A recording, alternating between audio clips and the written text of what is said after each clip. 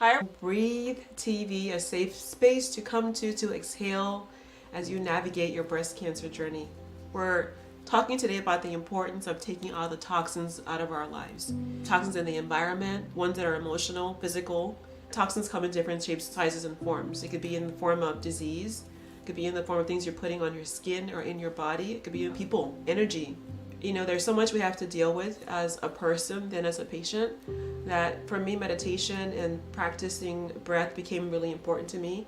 Hence the TV show being called Breathe. In the spirit of breathing, I want to ask all of our viewers to join me in a moment of meditation that's guided to get us settled and grounded. I'm going to ask you all to put your hand on your heart or on your belly, wherever it's more comfortable, and close your eyes and repeat after me. I embody love. I embody light. I embody peace.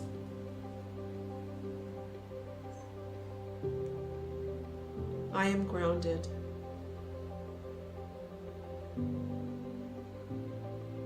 My breath is calm.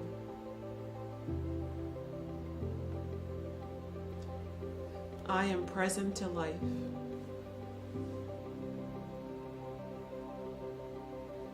I am safe.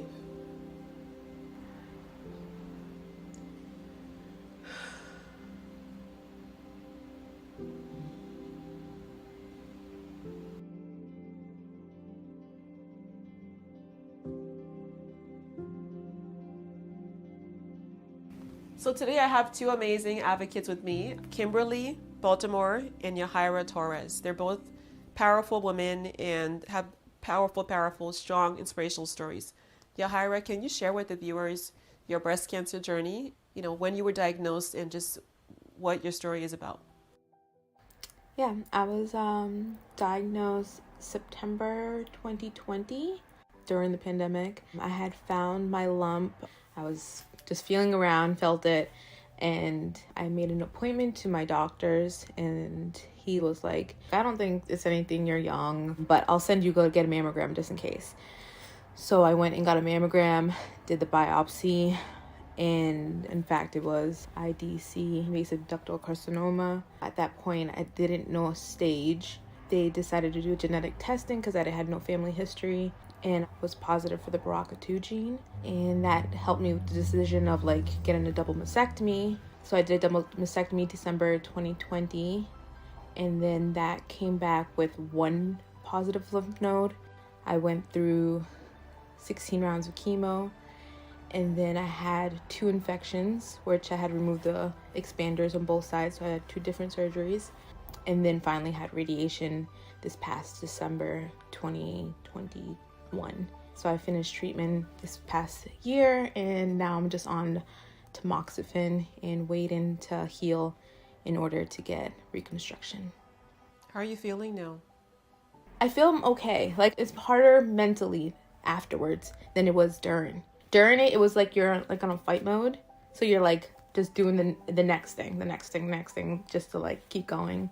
Now it's just I feel like I'm in limbo. I don't know if my cancer is gone. You know what I mean? So it's just it's always there on the back burner. So that mental part is hard. And, I think for me, that was the time when I felt the most alone and most depressed and most angry and most overwhelmed and most anxious, because like you said, when you're in treatment, there's a whole team around you, right? You have the oncologist, you have all the doctors, your nurse navigator, everybody's there when you're, pushing towards that you'll be done by this date and time.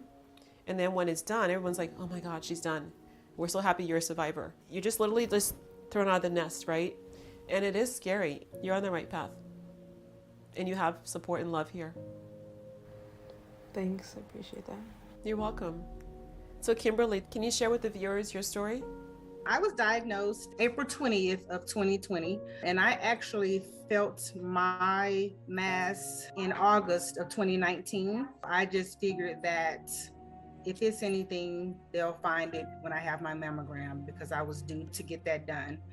So I went in for the mammogram, had the test done Probably about a week or so later, I received a letter from my gynecologist. There was a benign calcification that was noticed on the mammogram, but that it was okay to just have my next mammogram in a year. Well, 8 months went by.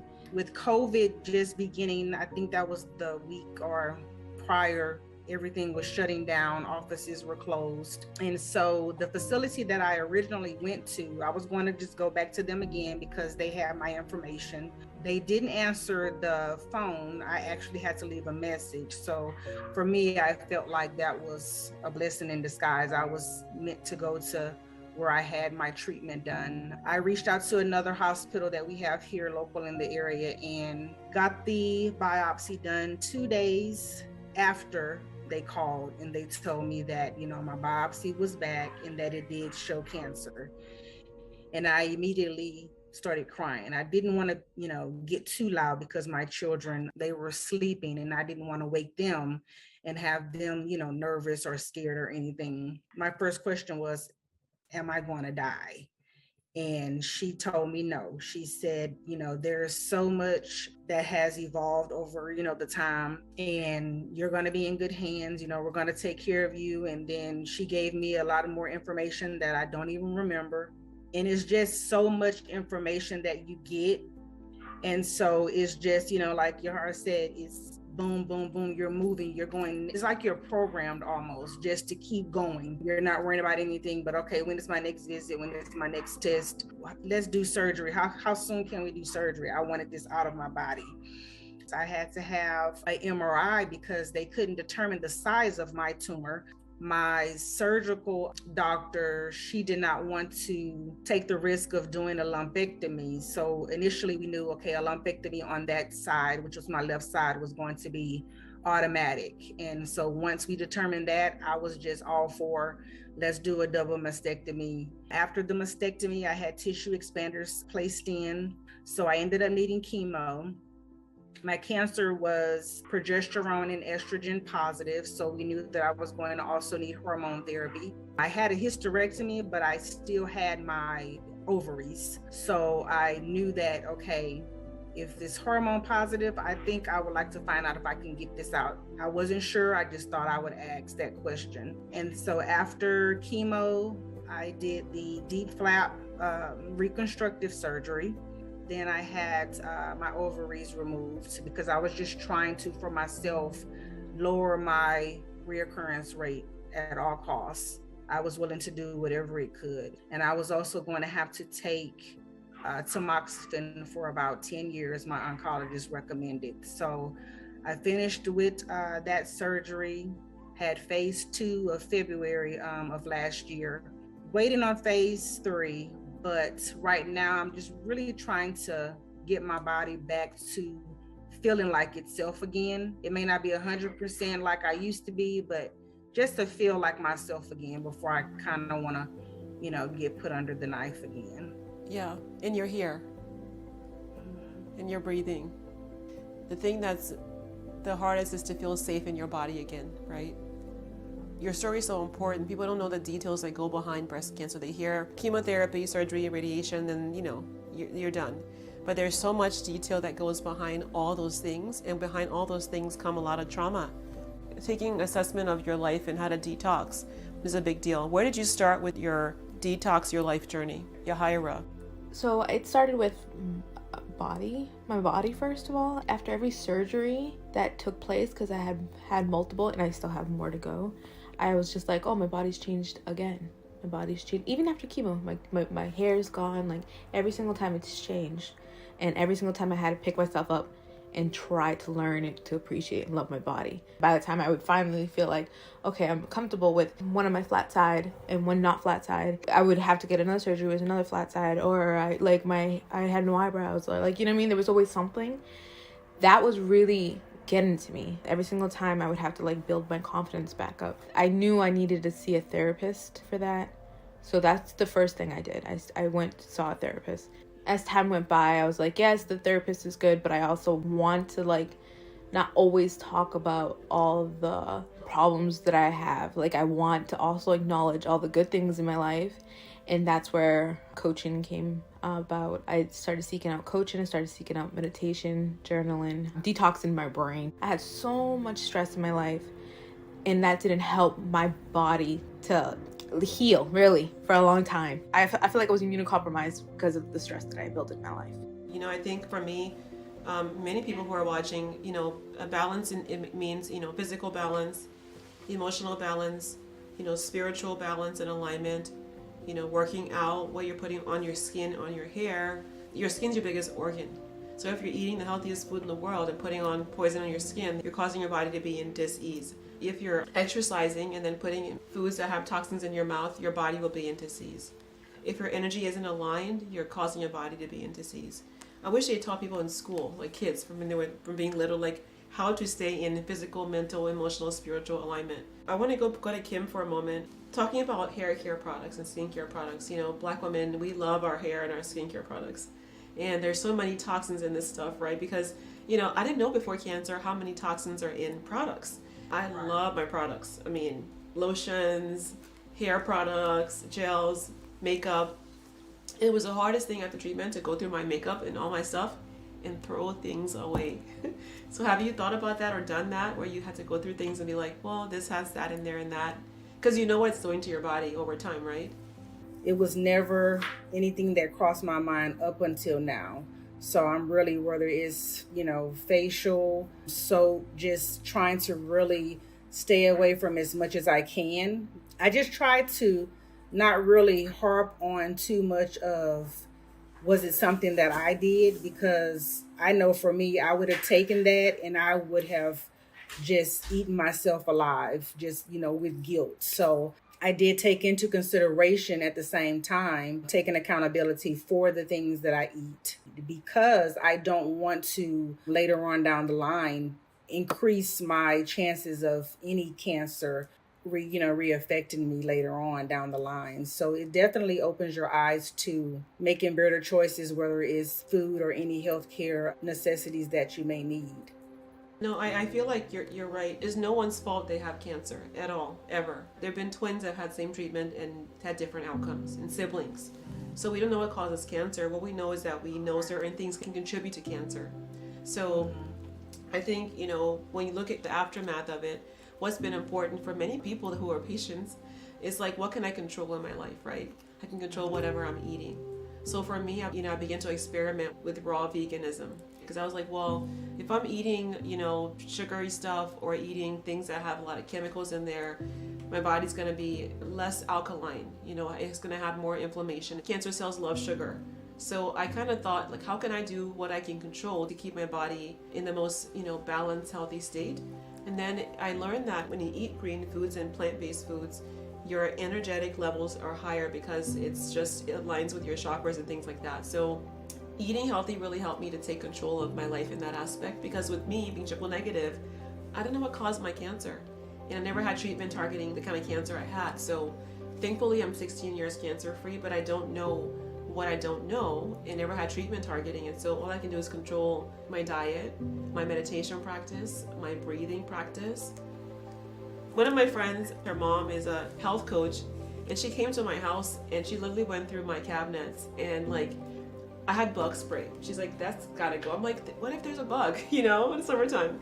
But she went through and she was like, look at the back of that, look at the back of this. She taught me things that I didn't know about before. Even things like, this is kind of really scary, but like the rugs can have Teflon-based products in there, and your baby's gonna be on that floor, your child or yourself. Even sometimes candles. So, we don't want to scare anybody. We're really talking about how to be educated about what you can control in your life. What about, your relationships, because that's something people don't talk about a lot, is that when you have had cancer, you change. And the people around you will say that you change, but you change because you've been through this crazy, horrible thing. But you learn to value your life more. So when you're talking about toxins in your life during and after cancer, there's the issue of like toxic people. And, we got to keep ourselves clear of anything that contribute to cancer or simulate cancer or anything negative. For me, I had people in my life, right? And then after I went through this experience and changed my life, I'm like, well, you know what? I have to clear out anything that's not giving me peace of mind. Whether it's my job, friendships, anything in my space, everything has to be high energy and peaceful. How do you deal with people in your life that you may care about or that come into your life, but you don't think are contributing to your peace? Kim. When it's someone that you care about and that you're close to, of course you don't want to just dismiss them out of your life, but I think a conversation needs to be had to let them know if they are, causing you any stress or the reason for your stress. Just having that conversation with them, letting them know, because I had to do some of that myself when considering the level of stress that we experience on a day-to-day basis. I would say all the time, like, I am so stressed out, or, just anything. It could be work-related, home, kids. But when you're diagnosed with cancer and you are already fighting with your thoughts, like Yahira said, you have these toxic thoughts that you're already struggling with and fighting with. So you are focused on defeating that. I don't want to have to defeat anyone in my personal life as well, someone that's going to add to that. I just want peace. If you can't contribute to that, you may have to kind of push away from them a little bit. I've ended a relationship during my diagnosis because it was a form of stress. And I knew that I couldn't deal with that anymore. And cancer actually gave me that strength to be able to say, okay, I can't do this anymore, because you have a different outlook on life and what you really want to tolerate and deal with.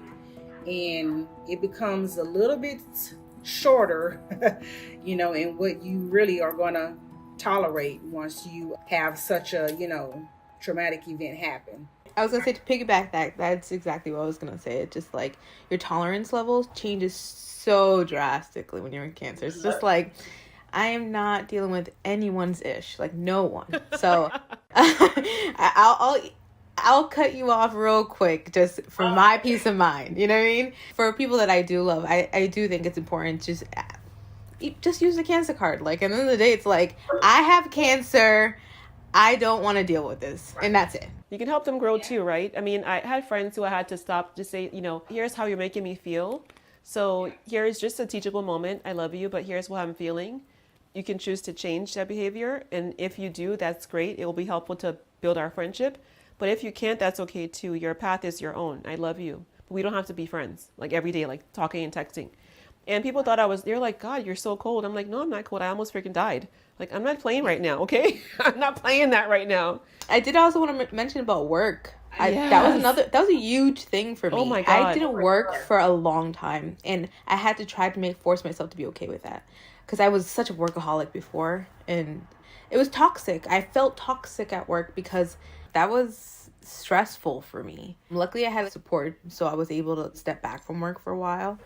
I feel like a lot of people don't talk about that enough, about how, like, not being ready to get back to everyday life. Because I was trying to get back to work during chemo, and then I was like, I can't do it. Then I tried going back during radiation, couldn't do it, like, full time. It was really tough for me. That stress alone, I didn't feel like was worth my health. So cancer also made me learn how to say no to a lot of things. That was one of them. That's so true. I mean, I would work like 80, 90 hours a week. I'd worked a lot of hours. I did government contracting. I just got up one day and I was like, I just can't do this anymore. I'm living my life in a basement or in a proposal center or in a room. It was just like, what if I can't come in for a week because I'm tired and I'm nauseated? And I began to really put things in perspective, like how work can be toxic, and it was really scary for me, but I ended up getting to a point where the work was so stressful. And I just told my boss one day, I'm leaving. I'm going to begin my nonprofit called Tiger Lily. And she's like, what's that? And I was scared, but I was like, do I want the toxins of stress in my life? Or do I want to take a leap of faith and then try something that my heart wants to do? And now I'm still here 16 years later. So, work is a really important factor. And we keep talking about stress. That's a huge toxin that we all live with and have to figure out how to minimize. And it's really hard. And I don't think it ever really ends. I have friends who are my age who lose somebody here, somebody there. For me, it's all the time. And so I can't always tell my family, because they're like, how do you live like that with people you lose all the time? And it's like, it's not a toxin, but it's a deep stress and a deep grieving and deep pain that you live with, because you're living your life and you're moving forward, and then you're losing people that you care about at the same time. And I feel like there's not enough space for us to discuss these things in real life because people don't want to hear about them. They only want to hear about the other stuff. So how do you get support when you have somebody you care about and they're metastatic or you lose the person? What do you do, Kim?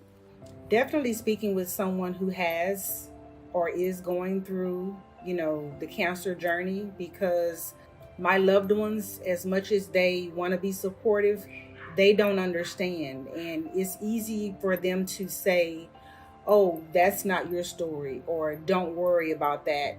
But I am worried about that, because this is, something that I fought as well. And to lose a loved one is hard because in the back of our minds, we think reoccurrence. It's, you try to constantly fight that every day. I know for me, the majority of the time is, you see things on television. I never, saw so many cancer commercials until I was diagnosed, and I could have seen them, but I just didn't pay attention to them.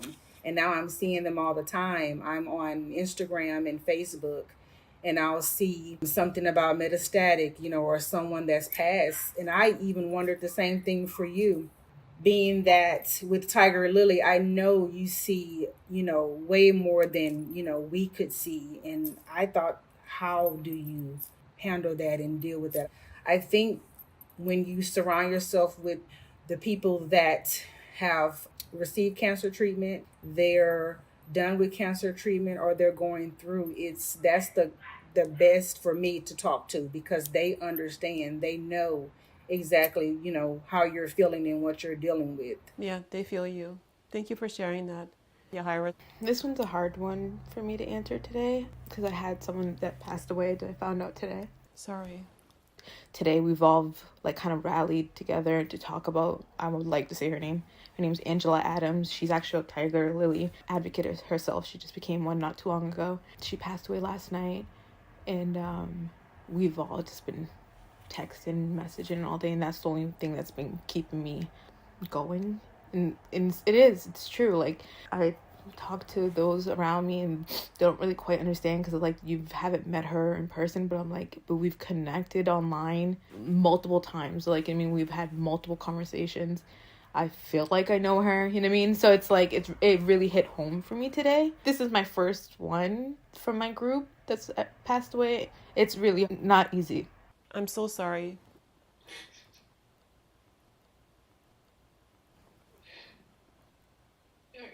No, don't apologize.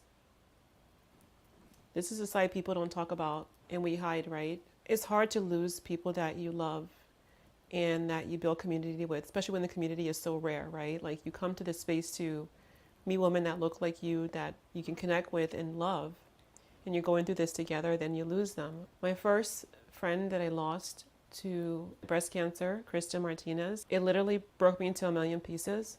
I'll be honest, I didn't want to talk to anybody and deal with anybody around metastatic breast cancer I said, I can't do this. I cannot have this level of heartbreak.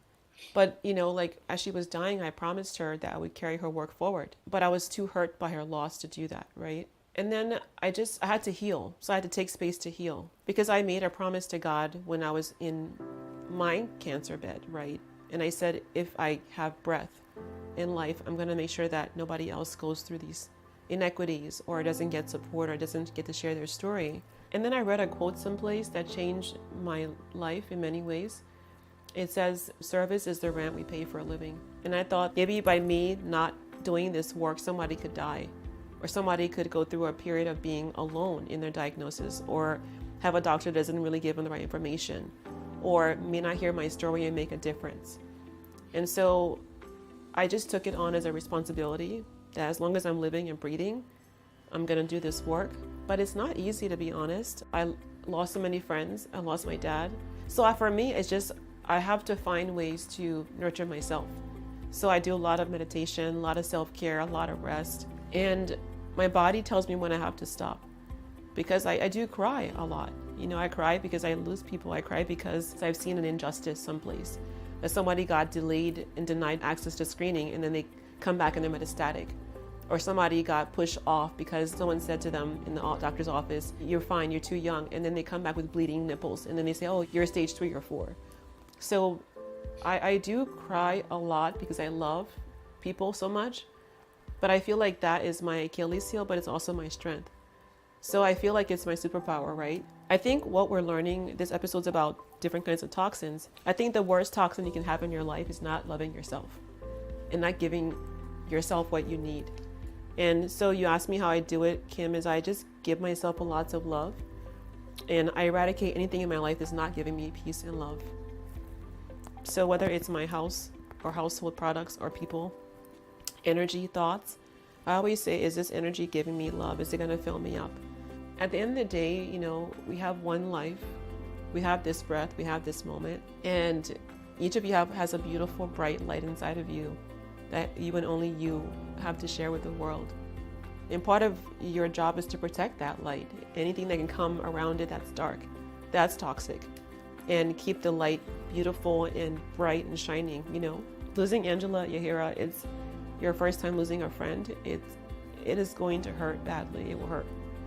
But what I can tell you, that if you loved her, and you do love her, I can tell, you will cry, you will be angry, and then you will embody everything that she gave to you, and you will carry on because of her. And that's how we go forward every day. We're love warriors.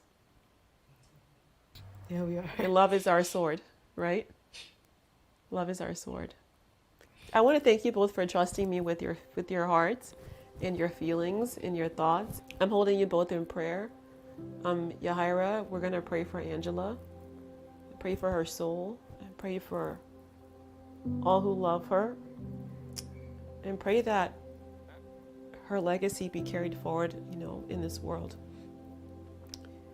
So I want to take a moment to just honor her life and the beautiful light that she was and is.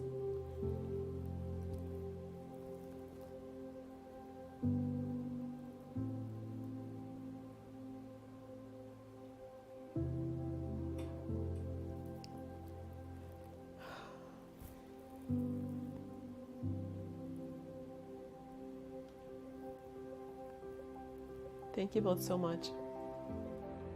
Thank you. Thanks for having us. Thanks for doing what you do as well. Thank you. Much love, my sisters. And if you guys ever need anything, you know how to find us, how to find me. Keep being a bright light in the world.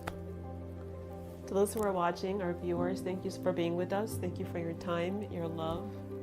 Until next time, love yourself, love others, and bye for now.